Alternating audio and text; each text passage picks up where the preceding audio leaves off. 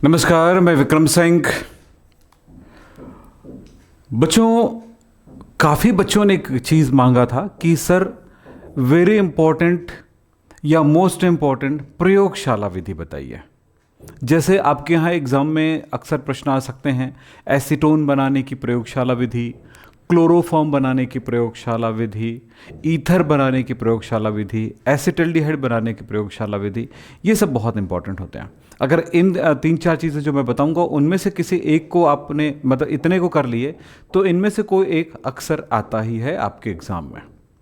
तो प्रयोगशाला विधि हमें किनका किनका करना चाहिए तैयार, और जब ये तैयार हो जाए तो ये बात याद रखिएगा कि किस तरह से एग्ज़ाम में लिखना है वो मैं आपको यहाँ पर बताता हूँ। देखिए, अक्सर क्या होता है प्रयोगशाला विधि बनाने की विधि में, जैसे मैं यहाँ पर एक पार्ट में बताता हूँ कि क्लोरोफॉर्म बनाना है मान लेते हैं, तो क्लोरोफॉर्म बनाने की प्रयोगशाला विधि क्या होगा। तो यहाँ कुछ प्रश्न इस तरह से भी हो सकते हैं। देखिए प्रश्न क्या होगा। प्रश्न है कि क्लोरोफॉर्म बनाने की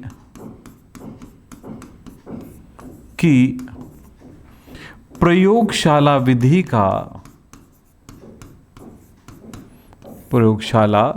का सचित्र वर्णन कीजिए।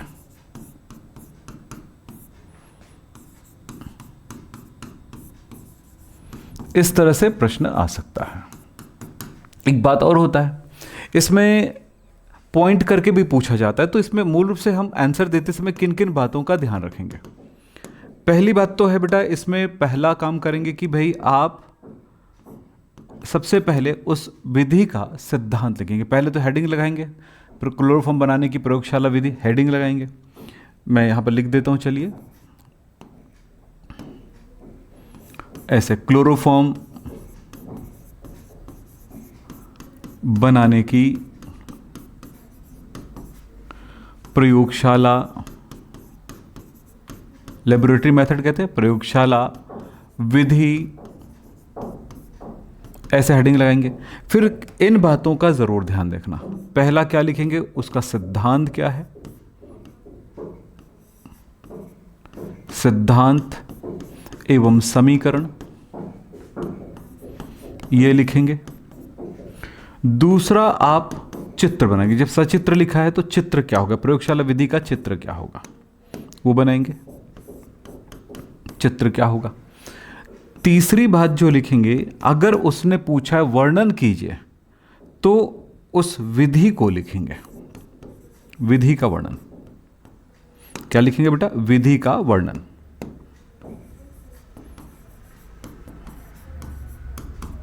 फिर आता है इसमें चौथी बात, जब विधि हो जाए, चित्र हो जाए, विधि हो जाए, तो शोधन भी पूछा जा सकता है। उसको शुद्ध कैसे करते हैं, शुद्धिकरण या शोधन, प्यूरिफिकेशन या रिफाइनिंग कैसे किया जाता है। अगर इस तरह से हमारे पास इन बातों को लेना होता है, देना होता है, तो डिपेंड करता है प्रश्न कितने नंबर का है, क्या क्या चीज़ है, क्या क्या पूछा गया है, उसके हिसाब से उनके आंसर लिखने पड़ते हैं। लेकिन हमें तो तैयार सबको करके जाना चाहिए। तो प्रयोगशाला विधि के लिए तो हर एक बच्चा ध्यान दे, ध्यान सुने। मैं आज चैट में ज़्यादा बात नहीं करूंगा क्योंकि मेरे पास टॉपिक ज़्यादा है, तो पढ़ाई पे ध्यान देंगे, एकदम ध्यान से सुनते जाना। हमें आज टॉपिक मिला है क्लोरोफॉर्म बनाने की प्रयोगशाला विधि। तो सबसे पहली बात तो ये समझ लें कि प्रयोगशाला विधि, क्लोरोफॉर्म बनाने की प्रयोगशाला विधि का सिद्धांत क्या है।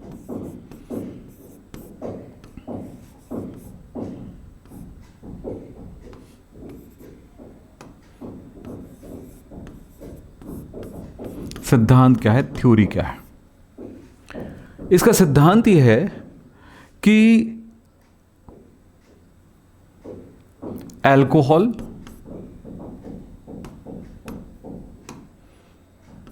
अल्कोहल में मैं लेता हूं इथाइल अल्कोहल, ज़्यादा अच्छा रहेगा। इथाइल अल्कोहल, फॉर्मूला लिख दूं, नाम में लिख देता हूं, इथाइल अल्कोहल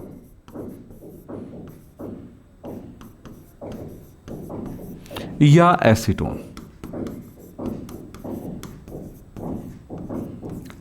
को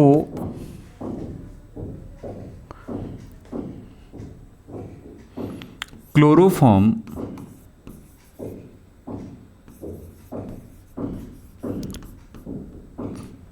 के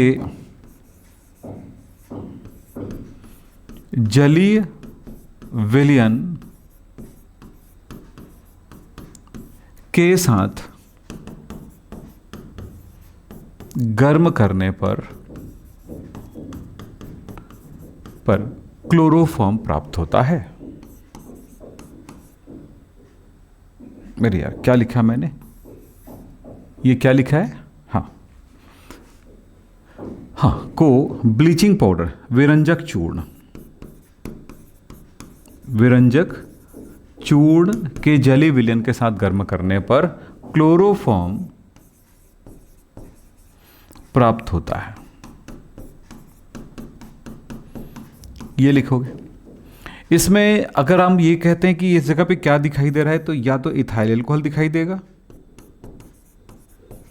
अर्थात मैं शॉर्ट में लिखूं तो क्या लिख रहा हूं, अर्थात इथाइल अल्कोहल जिसको इथेनॉल कहते हो, या एसीटोन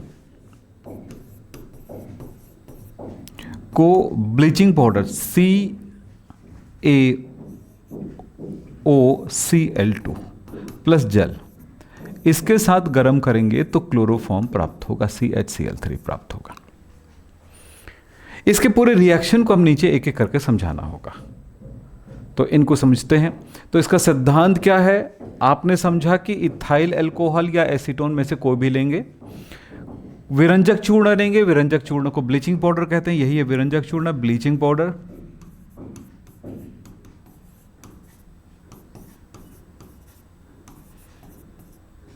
के साथ के जलीय विलयन के साथ गर्म करेंगे तो हमें क्लोरोफॉर्म प्राप्त होगा। अब क्लोरोफॉर्म प्राप्त करने के लिए उस मेथड को देख लेते हैं, फिर इसमें होने वाली रिएक्शंस के बारे में बात करते हैं।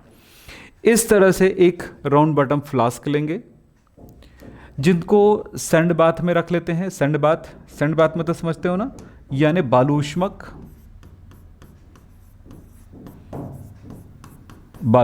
में रख लेंगे, बुनसन बर्नर के द्वारा गर्म करेंगे। लेकिन इसमें क्या भरा हुआ है, इसमें अल्कोहल या एसीटोन, ब्लीचिंग पाउडर और पानी है। इसको गर्म करेंगे तो इससे जो क्लोरोफॉर्म का जो वाष्प प्राप्त होगा और जल का वाष्प प्राप्त होगा जो आगे से होकर गुजरता है। ये कंडेंसर है, एक नली है जिसके ऊपर एक और नली लगी होती है जिसमें ठंडा वाटर प्रवाहित करते हैं, कोल्ड वाटर, फिर ये आउट वाटर आउट। तो ये पानी, ये इसको पाइप को ठंडा पानी जो है इसको ठंडा करते रहता है। यहां पर आने पर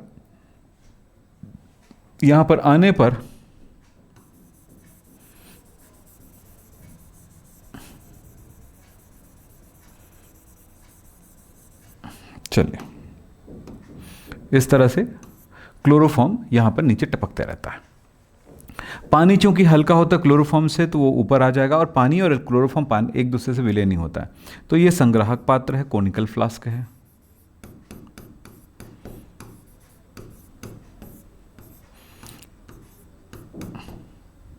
कोनिकल फ्लास्क काम कर रहा है संग्राहक पात्र का। तो इस तरह से ये संग्राहक पात्र में, कोनिकल फ्लास्क में ये पानी, ये क्लोरोफॉर्म और पानी जाके गिर रहा है। यहाँ पे हुआ क्या है, पानी, ये क्लोरोफॉर्म यहाँ पर प्राप्त हो रहा है, इकट्ठा हो रहा है, तो क्लोरोफॉर्म इस जगह पे इकट्ठा हो जाएगा। सीधा सीधा ये चित्र बनाना हो सकता है, लेकिन इसके अंदर होने वाली क्रियाएं क्या है इसको हमें स्पेशली लिखना है समझाते हुए। तो वो क्या लिखेंगे मैं आपको बता देता हूँ, वही रिएक्शन आप एग्जाम में लिखिएगा। तो ये रिएक्शन यहाँ पे लिखा जाएगा, इस जगह पर, इसके जस्ट नीचे। तो यहाँ पर चूंकि जगह नहीं है इसलिए मैं एक दूसरे पेज में ये काम कर रहा हूँ, ठीक है। तो चलो समझो क्या हो रहा है, तो देखते हैं। चलिए, क्लोरोफॉर्म कैसे, तो हम कैसे प्राप्त कर सकते हैं, इथाइल अल्कोहल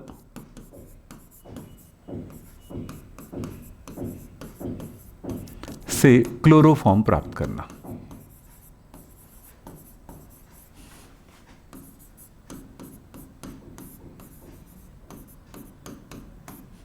अभिक्रिया क्या है, अभिक्रिया है, सबसे पहले प्रथम पद की बात करते हैं। सबसे पहले कैल्शियम ऑक्सीक्लोराइड, जिसको ब्लीचिंग पाउडर कहते हैं, इसमें जल मिलाते हैं। तो ये जल से क्रिया करके ये CaOH ट्वाइस बनाता है। 2 ऑक्सीजन ये दोनों हो गया और 2 हाइड्रोजन ये हो गया। तो इस तरह से 2 ऑक्सीजन 2 हाइड्रोजन आ गया। बचा हुआ है आपके पास क्लोरीन। इस तरह से हमें प्राप्त हो जाता है यहां पर क्लोरीन। ब्लीचिंग पाउडर देता है, पानी से क्रिया करने के बाद आपको क्लोरीन दे रहा है। क्लोरीन मिल गया। अब ये क्लोरीन कैसा रिएक्शन करता है देखें। प्रथम पद हो गया, द्वितीय पद में देखें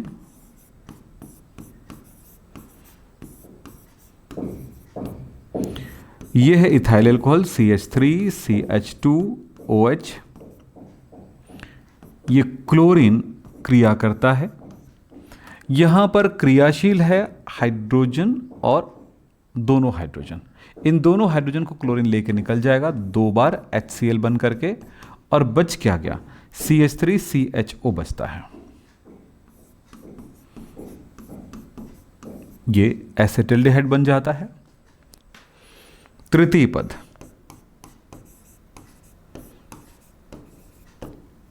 तृतीय पद ये जो CH3 CHO है और भी क्लोरीन से रिएक्शन करता है।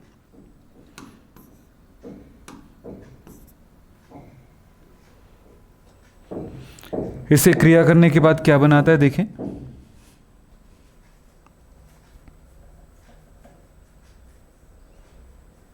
क्या बनाएगा, ये यहां का जो हाइड्रोजन है अल्फा हाइड्रोजन है, आपको पता है अल्फा हाइड्रोजन में आसानी से प्रतिस्थापन होता है, तो क्लोरीन इस हाइड्रोजन से निकल जाएगा HCl बन करके। तो 3 बार में निकल गया 3HCl। 3HCl इस तरह से HCl निकल गया, और तीनों Cl की जगह H की जगह आ जाएगा Cl CCl3 CHO। इस तरह से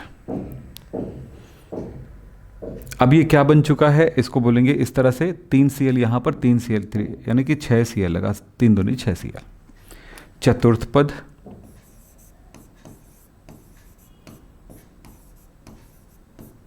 जो ये बना हुआ है इसको कहते हैं क्लोरल कहा कहते हैं, क्लोरल। ये क्लोरल बन चुका है। क्लोरल CCl3 CHO है, ये CaOH ट्वाइस ये है। इनके इस हाइड्रोजन, एक हाइड्रोजन और इसका ये CCl3 और ये H बना लेता है CHCl3 क्लोरोफॉर्म। चूंकि इसमें 2 बार एक H तो बना लिया, दूसरा H है, दूसरा H भी ऐसे ही मांग करेगा, यानी 2 बार होगा। ये भी 2 बार हो गया क्योंकि दूसरा H फिर इसी से निकल गया। अब हमारे पास बचा है, इससे बचा हुआ है CaO यानी Ca 2 बार O, और इसमें बचा हुआ है HCO, यानी हमारे पास बच गया HCO,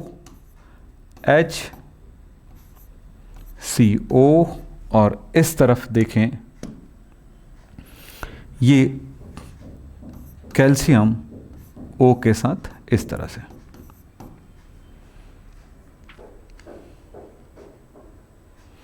ठीक है, और इस तरह से बन जाता है HCOO ट्वाइस Ca। ये भी लिख सकते हैं, यानी बन गया है, ये इसको कह सकते हैं, इस तरह लिख सकते हैं या ऐसे लिख सकते हो, आपकी मर्जी। मैंने कहा ना ये OO ट्वाइस Ca, यानी कि ये बन जाता है कैल्शियम फॉर्मेट।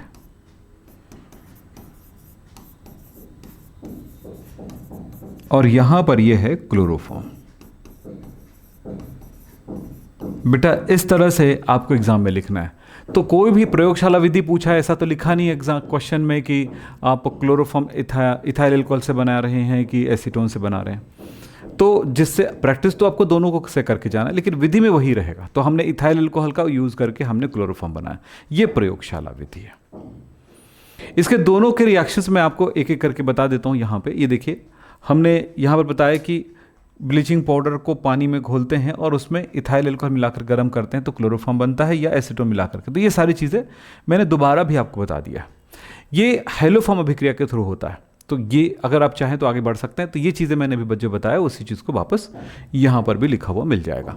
एसीटोन से बनाने का भी रिएक्शन लिख दिया, ताकि ये मत लगे कि भाई सर की क्लास में हमने सिर्फ एथाइल एल्कोहल का देखा है हमने, एसीटोन का नहीं देखा। तो ये मैं दोनों ही दे रहा हूँ ताकि आपकी तैयारी आप अपने लेवल पे कर सको। एक प्रश्न क्लोरोफॉर्म से होकर आता है, वो प्रश्न क्या है ज़रा बताता हूँ कि क्लोरोफॉर्म, हाँ ये क्लोरल से क्लोरोफॉर्म बनाना। क्लोरल क्या होता है, अभी दिखाया था मैं, CCl3CHO। तो प्रश्न कभी कभी आता है, एक लाइन का प्रश्न है क्लोरल से क्लोरोफॉर्म बनाने की रासायनिक समीकरण लिखिए। तो वो जो लास्ट में लिखा था वही है, NaOH से रिएक्शन करा दो या CaOH ट्वाइस से कोई भी क्षार से करा दो। तो ऐसा करने पर क्या होता है, ये CCl3 इसके H के साथ निकल जाएगा CHCl3 बना करके, और बाकी जो है उसका फॉर्मेट बन जाएगा। तो ये वाली बात आप कर सकते हो, ये एक्स्ट्रा है। एक प्रश्न बहुत इंपॉर्टेंट रूप से पूछा जाता है कि क्लोरोफॉर्म को सुरक्षित कैसे रखा जाता है और क्यों। क्लोरोफॉर्म की एक विशेषता है कि उसमें आसानी से ऑक्सीकरण हो जाता है। मतलब क्लोरोफॉर्म प्रकाश पड़ती है और वायु से, यानी वायु, प्रकाश की उपस्थिति में वायु से क्रिया करके, ऑक्सीजन से क्रिया करके वो फॉस्जिन गैस बना लेता है। और फॉस्जिन गैस बहुत ही जहरीली गैस है। अगर वो फॉस्जिन गैस क्लोरोफॉर्म में घुला हुआ है तो ऐसे क्लोरोफॉर्म का उपयोग निश्चेतक के रूप में या बेहोश करने वाले पदार्थ के रूप में नहीं किया जा सकता है। तो ऐसी स्थिति में हम एक ही काम कर सकते हैं कि उसको सुरक्षित कैसे करें। तो इसका रिएक्शन क्या है ज़रा हम एक बार देख लेते हैं। एक आपके पास ये क्लोरोफॉर्म है, CHCl3, वायु से ऑक्सीजन, और ये प्रकाश HNO। तो प्रकाश की उपस्थिति में ये H और Cl निकल जाएगा, HCl निकल जाएगा, और यहां पर हो गया C। अब देखो क्या क्या बचा है, देखो आपके पास HCl निकल गया, एक बात हुई। फिर यहां से बचा हुआ क्या, C बचा हुआ है, ये ऑक्सीजन इसमें आ गया, और 2 Cl बचा हुआ है। तो ये फॉस्जिन गैस बन जाता है इस तरह से। ये कब कब हुआ, जब वायु मिला, ऑक्सीजन मिला, और जब प्रकाश हुआ। तो हमें उसको सुरक्षित रखने के लिए प्रकाश और वायु से बचाना पड़ेगा। सो यहीं पर कहेंगे, ये रिएक्शन मैंने लिखा है वही वाली। तो ये फॉस्जिन गैस है, ये फॉस्जिन गैस का सूत्र है जो यहां पर लिखा हुआ है, ये फॉस्जिन गैस का सूत्र है। फॉस्जिन गैस वायु, प्रकाश की उपस्थिति में वायु से क्रिया करके, यानी एयर से, हवा से क्रिया करके, ऑक्सीजन से क्रिया करके फॉस्जिन गैस बनाता है, जो कि विषैली गैस है।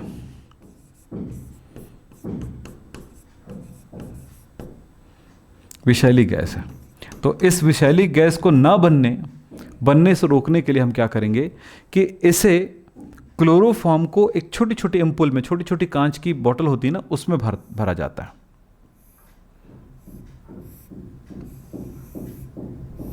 इसको इम्पुल्स कहते हैं। तो इसमें पूरा नेक तक भरा जाता है और पूरा पैक कर दिया जाता है। कॉर्क, मतलब समझ लो कि कॉर्क लगा, जो भी लगा है यहाँ तक पूरा भर दिया जाता है। इससे वायु अनुपस्थित रहेगा। दूसरा, ये रंगीन बोतल होगा, रंगीन बोतल होगा जिससे प्रकाश ना पहुंच सके। देखें, रंगीन बोतल क्यों यूज़ किया गया, क्योंकि वायु, प्रकाश जो है, लाइट जो है अंदर ना जा सके, प्रवेश ना कर सके। दूसरा, ये कॉर्क तक क्यों भर के रखा गया, इसलिए कि इसमें वायु ना रहे।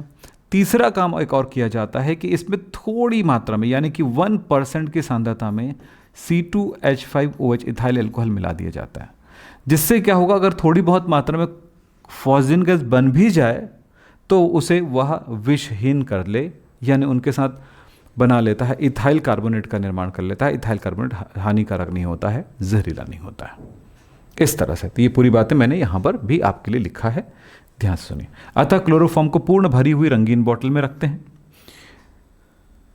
ताकि उसमें वायु, अच्छा, और पूरी तरह से, हाँ, बोतल में रखते हैं अंधेरे में, हाँ, अंधेरे में रखा जाता है ताकि उन्हें प्रकाश ना मिले, ताकि उन्हें प्रकाश ना मिले, तथा बोतल में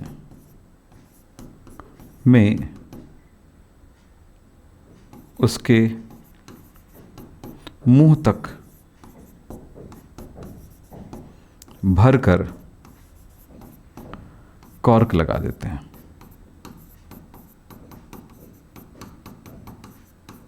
जिससे उसमें वायु न रहे, इसका ऑक्सीकरण ना हो। तो इस तरह से क्या हो जाएगा, फॉस्फेन गैस का निर्माण नहीं हो पाएगा। इस रिएक्शन को रोकने की पूरी कोशिश की जाती है। ये हो गया क्लोरोफॉर्म बनाने की प्रयोगशाला विधि।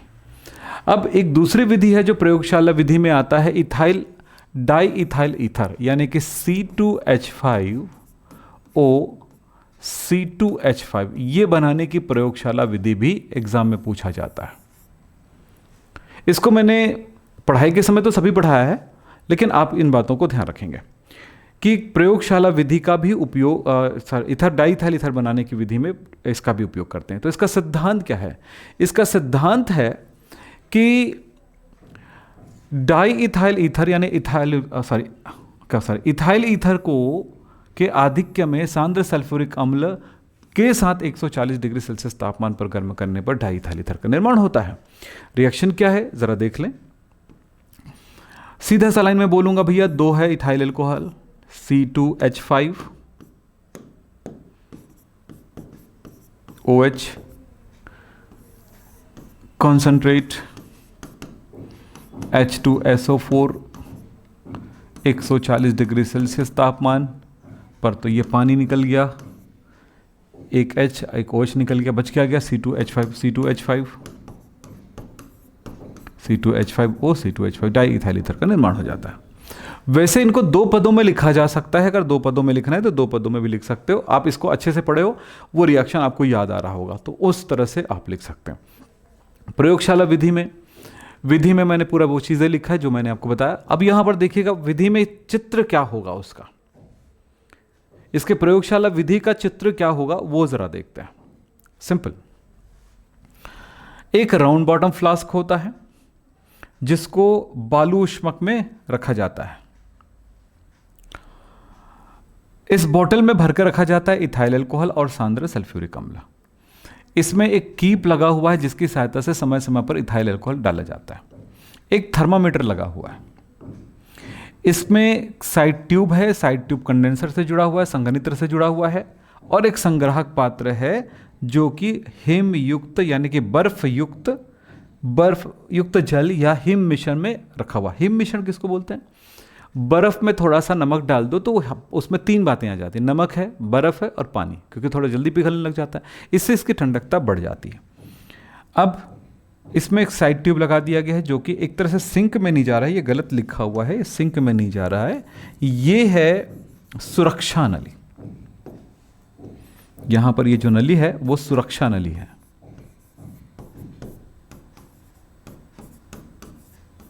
दो काम करता है, एक तो अगर इसको खुला रखेंगे तो ईथर बहुत ज्यादा वाष्पशील होता है, ये ईथर है, इसकी वजह से वाष्पीकरण बढ़ जाएगा।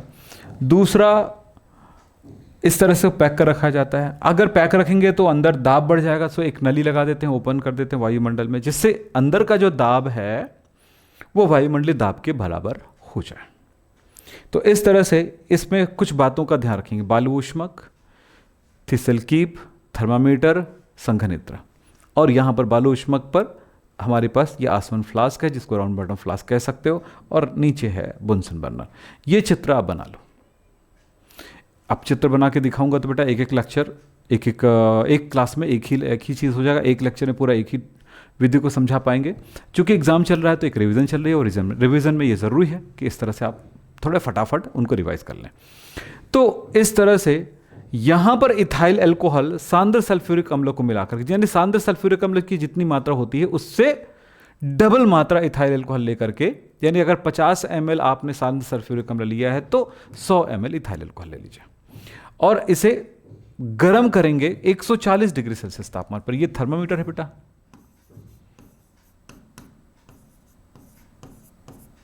तो थर्मामीटर इसको गर्म करेंगे तो 140 डिग्री सेल्सियस तापमान पर गर्म करेंगे। जैसे गर्म करेंगे इसका वाष्प बनेगा, इस वाष्प को इधर से गुजरेगा और ठंडा होकर के यहां पर आएगा। वाष्प किसका रहेगा? ईथर का।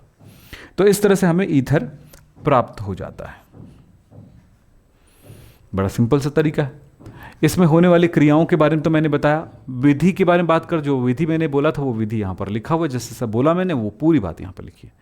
इस विधि में होता यह है कि जो ईथर प्राप्त होगा उसमें कुछ अशुद्धियां होती हैं, जैसे इसमें इथाइल अल्कोहल की अशुद्धि होगी, जल की अशुद्धि होगी, कुछ अम्ल की अशुद्धियां होंगी। यानी सल्फ्यूरिक अम्ल को उस तापमान पर 140 डिग्री सेल्सियस तापमान पर गर्म कर रहे हो तो विघटित हो जाती है और SO3 निर्मित हो जाता है, वो जा करके SO2 निर्मित हो जाता है, वो SO2 आगे जा करके ईथर में जो पानी रहता है उससे मिल करके वो सल्फ्यूरस अम्ल का निर्माण कर देता है, यानी एक अम्ल भी होता है। इस अम्ल को दूर करने के लिए, इस इथाइल अल्कोहल को मतलब अशुद्धियों को दूर करने के लिए हमें कुछ स्टेप का पालन करना पड़ता है। सबसे पहले काम करेंगे क्या कि हम जो अशुद्ध ईथर है, जो प्राप्त हुआ ईथर वो अशुद्ध ही रहेगा ना, पूरी तरह शुद्ध तो नहीं है, तो उसमें हम 50% सांद्रता वाली कैल्शियम क्लोराइड विलयन मिला देंगे। ऐसा करने पर उसमें जो इथाइल अल्कोहल है वो कैल्शियम क्लोराइड के साथ एक ठोस पदार्थ बना लेगा जो नीचे बैठ जाएगा। अब छान लेंगे तो इस पदार्थ जो ईथर प्राप्त हुआ उसमें अब अल्कोहल नहीं रहेगा। अब इसमें थोड़ा सा क्षार मिलाएंगे, अब ये हो गया। अब इसमें निर्जल कैल्शियम क्लोराइड मिलाएंगे। ऐसा उसके मिला करके आसवन करेंगे तो उसमें कितने पर आसवन करेंगे, 34 से 35 डिग्री सेल्सियस तापमान पर, तो यहाँ पर शुद्ध ईथर प्राप्त हो जाता है। पहली बात तो करेंगे सबसे पहले NaOH के विलयन से गर्म करेंगे, तो उसमें जो अम्ल है SO2 CO2 जो भी अम्ल होंगे वो अम्ल हट जाएगा, यानी सल्फ्यूरस अम्ल हट जाएगा। दूसरा, उसमें कैल्शियम क्लोराइड का 50% विलयन मिलाएंगे तो अल्कोहल हट जाएगा। अब इसमें शुष्क कैल्शियम क्लोराइड मिला करके इनका आसवन करेंगे 34-35 डिग्री सेल्सियस तापमान पर, तो इसमें से जो जल रहेगा हट जाएगा और हमें शुद्ध ईथर प्राप्त होगा। तो ये है ईथर प्राप्त करने की प्रयोगशाला विधि। तो इस तरह से हमने ईथर प्राप्त करने की प्रयोगशाला विधि देखा। अब और अगली विधि देखते हैं, वो है विधि है, ये तो हमने बता दिया, आपको पढ़ा दिया, हो गया, ये वाली कहानी तो हो गई आपकी। अब चलते हैं, डबल यहाँ पर मैंने स्लाइड ले लिया था,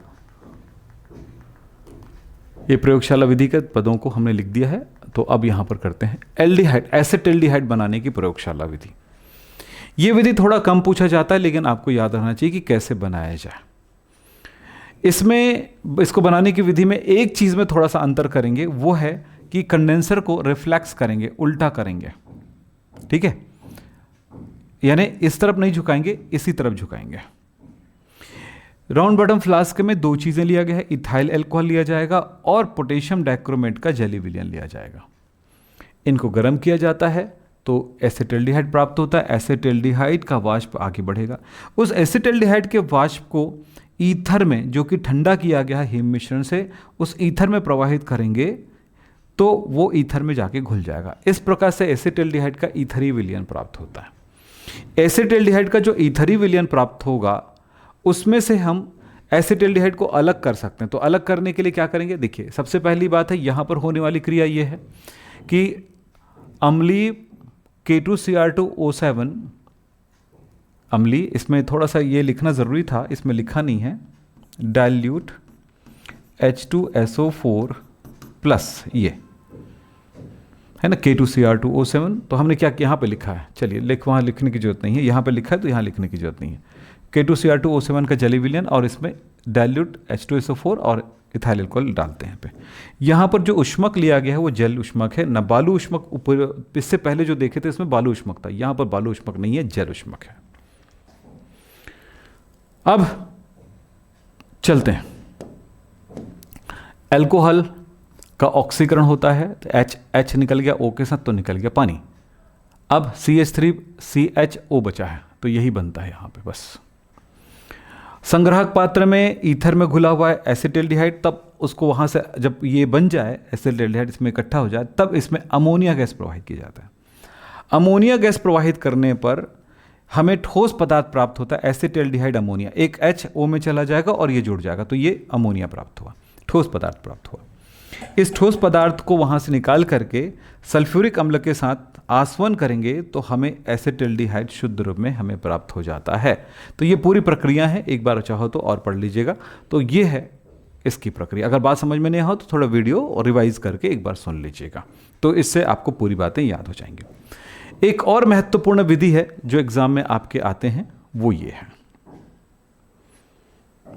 देखिए, वो है एसीटोन बनाने की प्रयोगशाला विधि। एसीटोन बनाने की प्रयोगशाला विधि सबसे सरल है। एक रिटार्ट लेते हैं, एक पात्र होता है जिसको रिटार्ट कहते हैं। इस पात्र में ठोस कैल्शियम एसीटेट और थोड़ा सा सोडियम एसीटेट मिला देते हैं। के साथ को यहाँ पर गर्म किया जाता है, तो इसका वाष्प प्राप्त होगा एसीटोन का। एसीटोन के वाष्प को संघनित्र से होकर गुजारेंगे तो वो संघनित होकर के एसीटोन प्राप्त होगा, जिसको यहाँ पर इकट्ठा कर लेंगे। यहाँ डायरेक्ट गर्म किया जा रहा है कैल्शियम एसीटेट को। कैल्शियम एसीटेट है ये बेटा, CH3COO ट्वाइस। अब इसमें से कैल्शियम कार्बोनेट निकल जाएगा। कैल्शियम एसीटेट ये है ना, CH3COO ट्वाइस Ca। इसको मैंने अलग तरह से लिखा है, अलग से ऐसे लिख दिया है। ये लीजिए CH3COO, तो ये निकल जाएगा कैल्शियम एसीटेट। ये निकल गया। निकलने पर हमें क्या प्राप्त हुआ, देखो ये निकल गया, कैल्शियम कार्बोनेट बन गया, प्लस हमें प्राप्त हो जाएगा CH3COCH3। इस तरह से एसीटोन प्राप्त हो गया। ये देखो CH3COCH3, तो इस तरह से प्राप्त हो जाता है। तो एसीटोन प्राप्त करने की ये बढ़िया विधि, कैल्शियम एसीटेट को गर्म करके। तो ये बड़ा सिंपल सा तरीका, और ये अक्सर एग्जाम में पूछे जाते हैं। बस याद रखना, रिटार्ट में गर्म करना है। कैल्शियम एसिड चूना जैसा दिखने वाला पदार्थ होता है, चूने जैसा दिखता है ये पदार्थ। ठीक है, चलते हैं एक विधि और देख लेते हैं। वो है मिथेनोइक अम्ल यानी फॉर्मिक अम्ल बनाने की प्रयोगशाला विधि। फॉर्मिक अम्ल बनाने की प्रयोगशाला विधि में क्या खास बात है, जरा समझेंगे। सोडियम तथा कार्बन मोनोऑक्साइड को 10 एटमॉस्फेरिक प्रेशर पर गर्म करेंगे, 200 डिग्री सेल्सियस तापमान पर, और 10 एटमॉस्फेरिक प्रेशर पर ले जाकर गर्म करते हैं तो ये सोडियम फॉर्मेट बनता है। और इसमें अम्ल के साथ रिएक्शन करेंगे तो सोडियम निकल जाएगा NaCl के रूप में, और ये फॉर्मिक अम्ल का निर्माण कर लेता है। ये एक प्रयोगशाला विधि है। अब इसके प्रयोगशाला विधि में एक महत्वपूर्ण प्रयोगशाला विधि ये है जो बहुत ही महत्वपूर्ण है। इसमें क्या किया जाता है, ये वेरी इंपॉर्टेंट है। इसमें क्या किया जाता है, ग्लिसरॉल के साथ रिएक्शन करके दिखा दूंगा, परेशान मत होइएगा, मैं यहीं पे बताता हूं। ग्लिसरॉल यानी कि आप समझते हैं ये ग्लिसरॉल है, CHOH CH2OH CHOH CH2OH, ये ग्लिसरॉल है। ऑक्जेलिक एसिड COOH, इनको 110 डिग्री सेल्सियस तापमान पर गर्म करेंगे तो इसका H और इसका OH निकल जाएगा पानी बन के, एक तरह का एस्टरिफिकेशन क्रिया होगी। ये दोनों आपस में जुड़ जाएंगे, फिर इनको गर्म किया जाएगा तो ये COO निकल जाएगा कार्बन डाइऑक्साइड के रूप में। अब ये बन गया। अब इसको पानी के साथ रिएक्शन करेंगे तो इसका पानी का OH और इसका H निकल जाएगा, पानी क्या बन करके, फॉर्मिक अम्ल बन के। रिएक्शन में करके दिखा देता हूँ आपको, आप नहीं समझ पाएंगे तो देखें। ये ग्लिसरॉल है, याद करो मैंने क्या क्या बताया है, आपको याद हो जाएगा। ये क्या चीज है, ग्लिसरॉल है।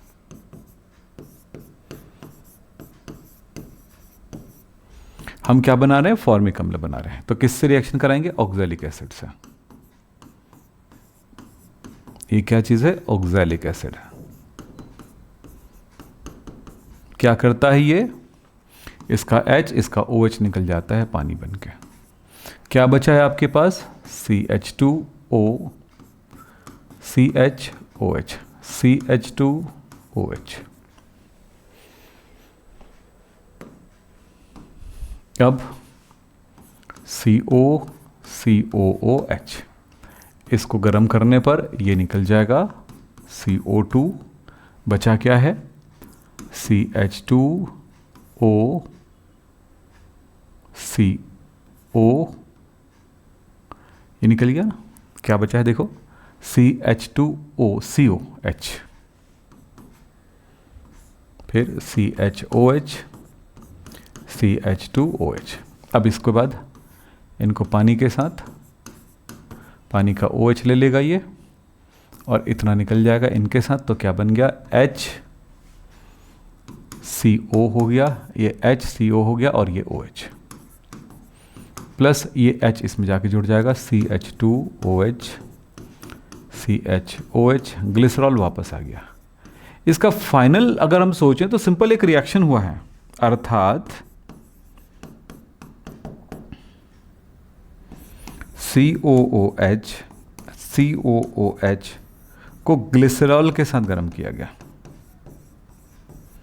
के साथ 110 डिग्री सेल्सियस तापमान पर गर्म किया गया, तो ये इतना निकल गया, बच क्या गया, H इसमें लग गया, H COOH। यानी कि देखो यहाँ पर हुआ ना, ग्लिसरॉल फिर वापस प्राप्त हुआ, लिया गया वापस प्राप्त हुआ, इसका सीधा सा मतलब है कि वो इस क्रिया को संपादित करने में मदद कर रहा है। फाइनल रिजल्ट तो यही है। तो ये है ग्लिसरॉल फॉर्मिक अम्ल बनाने की विधि। फॉर्मिक अम्ल बनाने में एक बहुत ही महत्वपूर्ण बात पे ध्यान दें। पूरी चीज़ें मैंने यहाँ पर लिख दिया है जो मैंने भी बताया। अब याद बात आती है कि भाई फॉर्मिक अम्ल किस तरह से बनाया जा रहा है। एक राउंड बॉटम फ्लास्क लिया गया है, सैंड बाथ में लिया गया है, ग्लिसरॉल और ऑक्जेलिक अम्ल लिया गया है, गर्म किया जाएगा 110 डिग्री सेल्सियस तापमान पर। 110 डिग्री सेल्सियस तापमान पर यहाँ पर रिएक्शन होगा और वो वाष्प आगे बढ़ जाएगा। किसका? फॉर्मिक अम्ल का। तो फॉर्मिक अम्ल यहाँ पर संघनित होकर के हमें यहाँ पर प्राप्त होगा द्रव के रूप में। फॉर्मिक अम्ल में कुछ फॉर्मिक अम्ल भी रहेगा और थोड़ी मात्रा में जल भी रहेगा, अशुद्धि रहेगी। तो इस तरह से फॉर्मिक अम्ल में क्या होता है? जल की अशुद्धि होती है। फॉर्मिक अम्ल की जल की अशुद्धि को दूर करने के लिए हम क्या करेंगे? पहले तो हो गया पूरा प्रक्रिया की बनाने की विधि क्या है, कैसे बनाया जाएगा। क्या किया गया? राउंड बॉटम फ्लास्क में ग्लिसरॉल ऑक्जेलिक अम्ल को गर्म किया गया 110 डिग्री सेल्सियस तापमान पर, तो फॉर्मिक अम्ल बनता है। और ये फॉर्मिक अम्ल संघनित होकर के लिक्विड फॉर्म में हमको फाइनली प्राप्त हो जाता है। प्राप्त होने वाले फॉर्मिक अम्ल में अशुद्धि होता है जल का, इसे दूर करना शोधन की प्रक्रिया में आता है। तो इसको शुद्ध कैसे करना, निर्जल फॉर्मिक अम्ल कैसे प्राप्त करना, तो इसकी विधि क्या है जरा ध्यान दें। इसकी विधि पे ध्यान दें। फॉर्मिक अम्ल को लेकर के देखो, जो जल में वाला जो अशुद्ध फॉर्मिक अम्ल था ना, उसमें हमने मिला दिया है, ये देखिएगा, फॉर्मिक अम्ल में हम मिलाते हैं लेड कार्बोनेट का विलयन। जैसे लेड कार्बोनेट का विलयन मिलाते हैं तो लेड फॉर्मेट बन जाता है। फॉर्मिक अम्ल में लेड कार्बोनेट मिलाते हैं तो ये वाला H हट जाएगा और ये CO3, तो H2CO3 निकल जाएगा। Pb के साथ HCOO ट्वाइस बन जाएगा, यानी कि लेड फॉर्मेट बन जाएगा। लेड फॉर्मेट, जल, कार्बन डाइऑक्साइड। अब लेड फॉर्मेट जो बचा हुआ है, इसे इस तरह के उपकरण में भर देते हैं। इस उपकरण में यहां पे भरा जाता है, लेड फॉर्मेट को भर दिया गया बीच में। ये बिल्कुल कंडेंसर जैसा दिखाई देता है, संघनित्र की तरह दिखाई देता है। ऊपर वाले भाग से भाप प्रवाहित किया जा रहा है। देखो, भाप प्रवाहित किया जाए, भाप प्रवाहित करेंगे तो अब भार पूरा ये जो अंदर का पाइप है वो गर्म हो जाएगा। और फिर इसमें एक विशेष काम किया जा रहा है, ध्यान देना। ऊपर से hydrogen H2S gas, hydrogen sulphide gas प्रवाहित की जा रही है। जैसे इनसे होकर गुजरता है, ये वाला रिएक्शन होता है। लेड जो है सल्फेट के साथ, सल्फर के साथ मिलकर के लेड सल्फाइड बना लेता है और हाइड्रोजन के साथ फॉर्मिक एसिड। फॉर्मिक एसिड गर्मी के कारण पिघल करके यहाँ पर हमें प्राप्त हो जाता है। इस जगह पे निर्जल कैल्शियम क्लोराइड ट्यूब लगा दी जाती ताकि वातावरण का पानी इसमें फॉर्मिक अम्ल में ना आए, क्योंकि फॉर्मिक अम्ल की विशेषता है कि जल को वातावरण से सोख करके वह नमीकृत हो जाता है। इस प्रकार से हमने जितनी भी प्रयोगशाला विधि है, वो जो सबसे ज़्यादा इम्पोर्टेंट है, आपके एग्ज़ाम में आ सकता है, क्योंकि किसी किसी बोर्ड में ये आता है, किसी किसी बोर्ड में नहीं आ सकता है। लेकिन मैं आपको बता दूं, छत्तीसगढ़, मध्य प्रदेश के जो एग्ज़ाम बोर्ड है उसमें अक्सर इस तरह के प्रश्न पूछे जाते हैं। बाकी जगहों पर इसके पूछे जाने की संभावनाएं रहती है। कभी कभार आपके यहाँ भी आए हुए हैं, जैसे यूपी में भी कभी कभार आया हुआ, तो बहुत रेयर आता है। लेकिन हाँ, पढ़ना सबको है, क्योंकि एग्ज़ाम में जाने के बाद, एग्ज़ाम पेपर देखने के बाद ये एहसास ना हो कि भाई ये मेरे से नहीं बनेगा। मैंने 100, तब जब तक आप पूरी तैयारी नहीं करोगे, आपकी तैयारी को 100% नहीं माना जाएगा। इसीलिए याद रखना, ऐसे प्रश्नों को भी आपको करने होंगे। अगर ये करके जाते हो, आपकी तैयारी अच्छी हो जाती है। बच्चों, याद रखो, आपकी तैयारी और आपकी पढ़ाई के लिए हम प्रयासरत हैं, पूरी मेहनत कर रहे हैं कि हर तरह की प्रॉब्लम सॉल्व करें। अब जो भी आपको पूछना है, अब फिर से आगे बताएंगे हमें कि ऐसा ऐसा होना और मिलना चाहिए, तो उन पे भी हम क्लास आपके लिए लेंगे। हमारे कमेंट बॉक्स में, नीचे कमेंट बॉक्स है, उसमें जा करके ज़रूर बताएं कि आपको क्या चाहिए, क्योंकि कमेंट बॉक्स को ज़्यादा ध्यान रखा जाता है। चैट जो होता है, अभी देख रहे हैं, हमने बात किया, हो गया, थोड़ी देर में भूल भी सकते हैं। लेकिन जो आपने कमेंट बॉक्स में जो लिखते हैं ना, उसे हम देखने के बाद तय करते हैं कि बच्चों को और क्या चाहिए।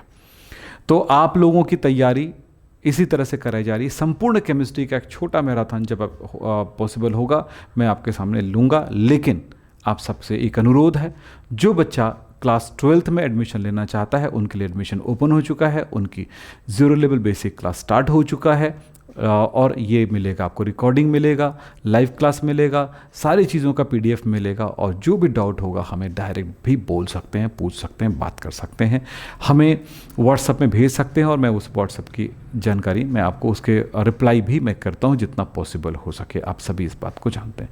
तो आज की क्लास यहीं पे समाप्त करते हैं। नमस्कार, धन्यवाद, थैंक यू। फिर मिलेंगे नेक्स्ट क्लास में। धन्यवाद बेटा।